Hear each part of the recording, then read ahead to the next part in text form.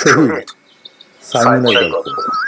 18 জুলাই বহদ্দারহাট এলাকায় আন্দোলনরত শিক্ষার্থীরা অবস্থান নিলে সংঘর্ষের আশঙ্কায় দুপুর 2টার দিকে দোকান বন্ধ করে সাইমনকে ছুটি দিয়ে দেন মালিক মিঠু চৌধুরী।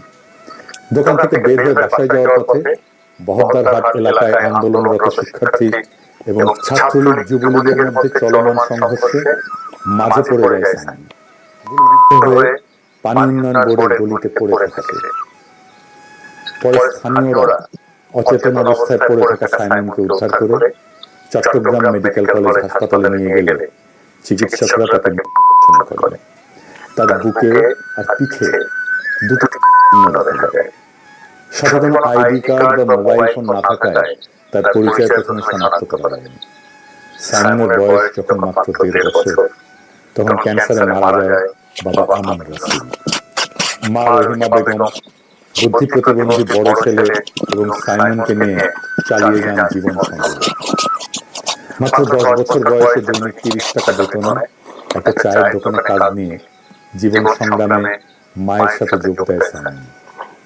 বছর 3 আগে গ্রামের বাড়ি সন্দ্বীপের বক্তারহাট এলাকা থেকে চট্টগ্রামের বহদ্দারহাটে একটা মুদি দোকানে বিক্রয় কর্মী হিসেবে যোগ দেন। করিতকর্মা এবং চটপটে স্বভাবের কারণে সবাই তাকে পছন্দ করতেন। মাস্টারের আগে পুরনো চাকরি ছেড়ে বহদ্দারহাট মোড়ে হক মার্কেটে জয় এন্টারপ্রাইজ নামে একটা মুদি দোকানে যোগ দেয় মাসে 13,000 টাকা বেতনে। খতিকের হাট এলাকায় একটা মেসে থাকতে সাইমন। মাসে 1-2 বার ছুটি পেলে বাসায় আসত। সকালে সন্দ্বীপ থেকে পিঠাপুলি নিয়ে এসেছিলেন তার মা। তার খালা ফ্রিজ থেকে গরুর মাংস বের করে রেখেছিলেন। সাইমন নাকি পিঠা খুব পছন্দ করত।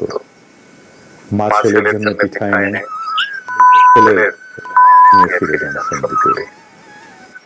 প্রফেসর ইউনূস, আপনাকে ছাত্ররা চাকরি দেয় না, আপনাকে এই সাইমনরা বুকে রক্ত দিয়ে অভিষিক্ত করছে ক্ষমতায়। ওটাই ধন ক্ষমতা। ওই ক্ষমতা আমরা আপনাকে আমেরিকার পদতলে অর্ঘ্য দেওয়ার জন্য দেই না। আমরা এটা হইতে দেব না। ইনকিলাব জিন্দাবাদ।